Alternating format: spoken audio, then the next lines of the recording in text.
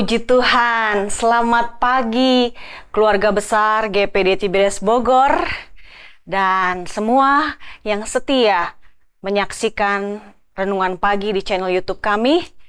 Selamat kita menikmati hari yang baru dan kita mau memulai dengan merenungkan firman Tuhan.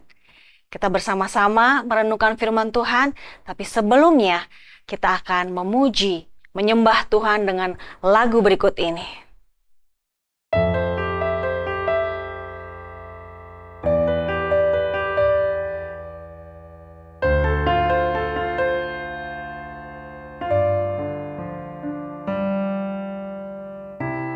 Kekuatan di hidupku, ku dapat di dalam-Mu. Kau teguhkan hatiku,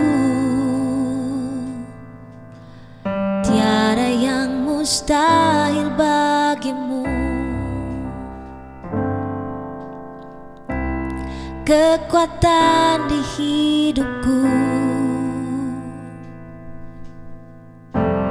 ku dapat di dalam-Mu.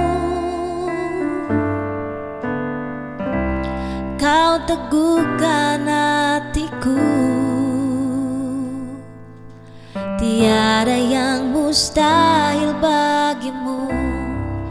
Sebab aku percaya, bukan karena melihat, namun karena firman-Mu yang selalu digenapi di hidupku. Ku percaya, bukan karena melihat, namun karena firman-Mu tiada pernah berubah.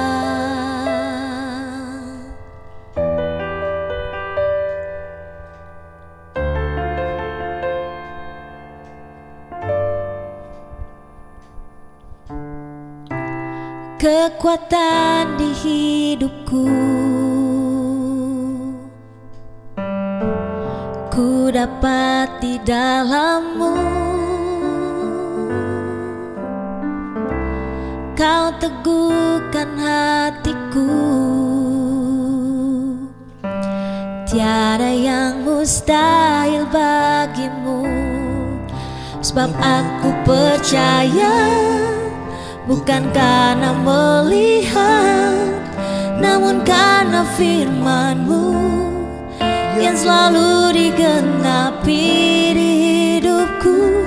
Ku percaya, bukan karena melihat, namun karena firman-Mu tiada pernah berubah.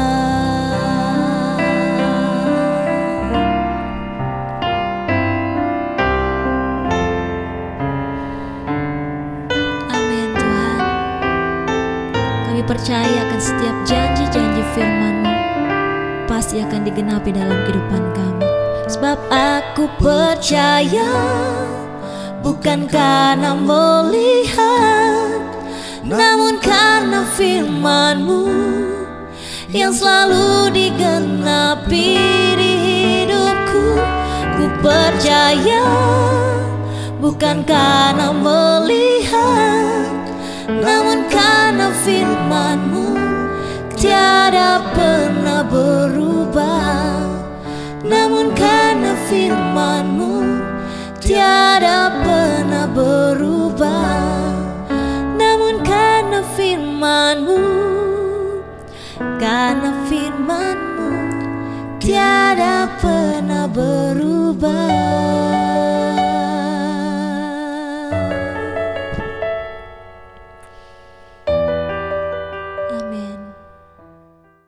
Mari kita bersatu dalam doa.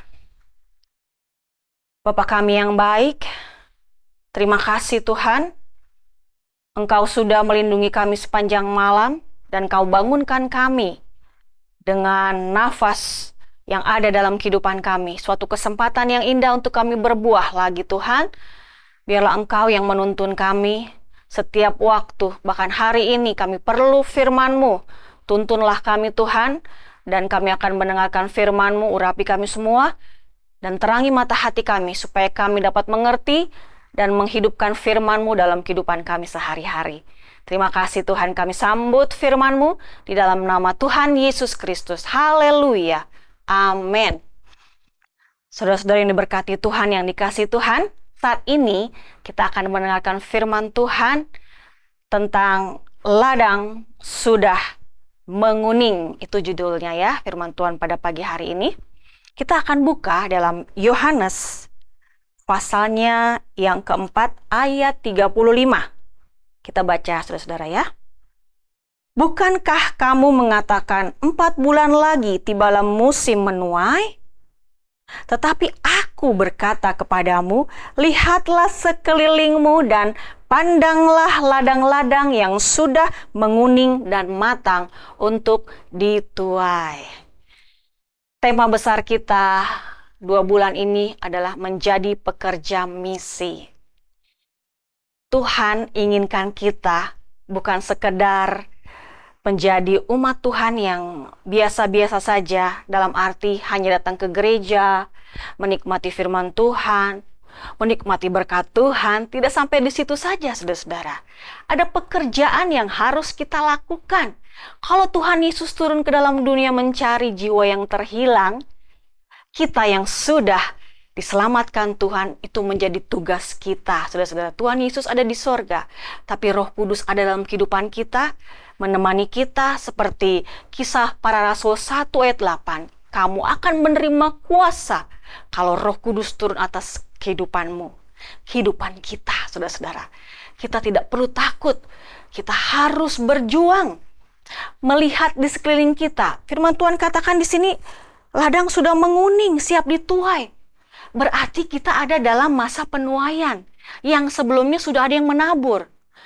Dari pekerjaan hamba-hamba Tuhan, nabi-nabi dari zaman dahulu, tahun berganti tahun, masa berganti masa, itu sudah banyak yang menabur, saudara-saudara. Tiba saatnya kita menuai. Kalau kita memperhatikan, kita peka, saudara-saudara, kita hidup dekat dengan Tuhan, pasti apa yang Tuhan ingin kerjakan, kita akan lakukan. Kita sering berdoa, Tuhan, selamatkan jiwa-jiwa, kirimkan jiwa-jiwa baru. Tapi juga kita harus memperhatikan jiwa-jiwa lama yang sudah tersesat, yang sudah lama tidak beribadah jauh daripada Tuhan juga perlu diselamatkan. Kita harus peka, saudara-saudara. Setiap kita diberikan tugas masing-masing. Tidak semua, misalkan saya, saudara-saudara, Tuhan akan tunjukkan, ayo Yema, kamu sapa orang itu, kamu ingatkan orang itu. Tidak mungkin 100 orang saya bisa sapa, saudara-saudara. Kita masing-masing ada tugas. Setiap kita, Tuhan akan tunjukkan. Oleh sebab itu, saya suka ingat dengan perkataan suami saya dan doa suami saya. Tuhan, hari ini, kirimkan saya ke orang-orang yang tepat. Momen-momen yang tepat, maksudnya apa? Setiap kita pasti Tuhan suruh berjalan kemanapun kita melangkah, disitulah kita boleh menjadi pekerja misi. Dalam arti mengabarkan sukacita itu, mengabarkan bagaimana kehidupanku sudah diberkati. Kesaksian hidup yang mungkin tidak dengan perkataan, tapi dengan sikap hidup kita, menolong orang lain, menolong orang yang membutuhkan, itu menjadi daya tarik, saudara-saudara. Seperti firman Tuhan pada 2 minggu lalu, bahkan kemarin hari Minggu, Ibu Gembala mengatakan tidak ada alasan untuk kita tidak melayani, saudara-saudara, karena kita sudah diselamatkan. Itu tanggung jawab kita. Seringkali Tuhan berbicara ketika kita merenung firman Tuhan, kita berdoa. Di situ Tuhan bisa bicara kepada kita. Kita bukan lagi orang-orang yang egois seperti anak-anak kecil, anak-anak rohani. Kita akan menjadi lebih dewasa lagi. Dan Tuhan ingin buah-buah pelayanan kita yaitu jiwa-jiwa, saudara-saudara. Di dalam ayat ini, Tuhan Yesus dan murid-muridnya, ya, kalau kita baca dalam ayat 3, ia meninggalkan Yudea dan kembali lagi ke Galilea. Untuk ke Galilea banyak jalan, saudara-saudara ya, tapi Tuhan sengaja memilih tanah Samaria untuk dilewati. Ada apa, saudara-saudara? Setiap langkah Yesus itu ada misi. Kita pun seperti itu, saudara-saudara. Dalam bidang pekerjaan kita, di kantor kita, di sekolah, di tempat kuliah, di tempat manapun kita melangkah, di marketplace kita ya. Mungkin ibu-ibu sedang belanja atau pekerja apapun sebagai mungkin motor ya, dalam Gojek atau dalam Grab ya, sebagai pekerja driver ya, mengendari mobil. Kita bisa bersaksi saudara-saudara. Seringkali ya di perjalanan ada orang-orang yang gelisah, dia mulai gelisah dan mungkin kita bisa menjadi teman bicaranya untuk menyaksikan Tuhan Yesus dalam kehidupan kita. Banyak hal yang dapat kita kerjakan saudara-saudara seperti Yesus. Kalau kita lihat Yesus di sini, dia menjumpai seorang perempuan Samaria, dikatakan perempuan sundal. Kenapa saudara-saudara? Dia orang yang terhilang. Dia tahu kabar tentang Yesus, tapi dia belum menikmati Yesus itu sendiri. Oleh sebab itu Yesus hadir walaupun dia belum kenal Yesus sebagai Mesias. Tetapi Yesus menghampirinya di sumur Yakub. Dia tahu saudara-saudara kebutuhan perempuan ini adalah dia tidak puas akan hidupnya. Ada kekosongan, ada kehampaan. Oleh sebab itu dia dikatakan engkau sudah punya berganti-ganti 5 suami. Yang terakhir ini bukan suamimu. Dia hidup bukan dengan suaminya, saudara-saudara. Betapa perempuan ini dahaga akan kasih sayang, akan kebenaran firman Tuhan yang memuaskan dahaganya. Oleh sebab itu Yesus datang, dia tahu dia harus lewat Samaria, walaupun Samaria itu bertentangan dengan Yahudi, saudara-saudara. Orang Yahudi dilarang bergaul. Murid-murid pun bingung kenapa Yesus datang ke Samaria, ke sumur Yakub di mana ada perempuan, seorang perempuan sundal yang harus diselamatkan. Kita melihat dengan mata rohani kita, saudara-saudara. Mungkin itu saudara kita yang terhilang. Kalau Tuhan katakan, kalau kita berdoa dengan intim dengan Tuhan, Tuhan katakan, hari ini kamu ke A, hari ini kamu telepon A, mungkin sekedar WhatsApp aja orang itu sudah tersentuh, saudara-saudara. Saya pernah menjumpai seorang saudara seiman yang sudah mau bunuh diri, saudara-saudara.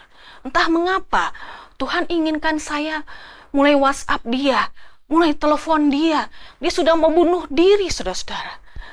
Itulah pelayanan kita. Ketika Tuhan mengingatkan kita untuk selamatkan jiwa yang terhilang. Seperti saya tadi katakan kesaksian saya. Saya telepon, kenapa kamu? Saya udah putus asa, kata teman saya itu. Jangan kamu putus asa, kamu masih punya Tuhan. Saudara-saudara, kalau orang bunuh diri itu sudah tidak ada jaminan untuk ke surga, tidak ada, saudara-saudara. Seorang yang putus asa, bunuh diri, mengakhiri hidupnya, membunuh dirinya sendiri, itu sudah pasti tidak masuk surga, saudara-saudara. Sebab itu banyak jiwa yang terhilang sekitar kita. Mari kita bekerja sama, menjaring jiwa dengan jala bersama-sama. Berat, saudara-saudara, seperti murid-murid Yesus mengangkat jala begitu banyak ikan. Kita harus bekerja sama, saudara-saudara. Dimanapun kita berada, marketplace kita, dimanapun kita ada, disitulah ladang untuk kita menuai jiwa-jiwa. Ladang sudah menguning, saudara-saudara. Kalau firman Tuhan di dalam Matius 9 ayat 35 sampai 36, di situ Yesus berjalan. Di mana Yesus berjalan, ada kesembuhan, ada pemulihan, ada kelepasan, saudara-saudara. Kita yang sudah dipenuhkan Roh Kudus, kita sebagai anak-anak Tuhan yang sudah ada Roh Kudus, kita punya kuasa. Kita bisa datang ke orang, menyembuhkan orang bukan dengan kekuatan kita, tapi dengan kuasa Tuhan yang ada dalam kehidupan kita. Orang bisa terhibur, orang bisa diingatkan dengan perkataan kita. Oleh sebab itu, saudara-saudara, firman Tuhan katakan jangan sampai kita perkatakan yang kosong, tapi perkatakan kata-kata yang memberkati, yang membangun. Sehingga pada saat orang membutuhkan, orang itu disegarkan, dikuatkan kembali, saudara-saudara. Dan sebagai ayat yang terakhir dalam Yohanes 9, ayat yang keempat.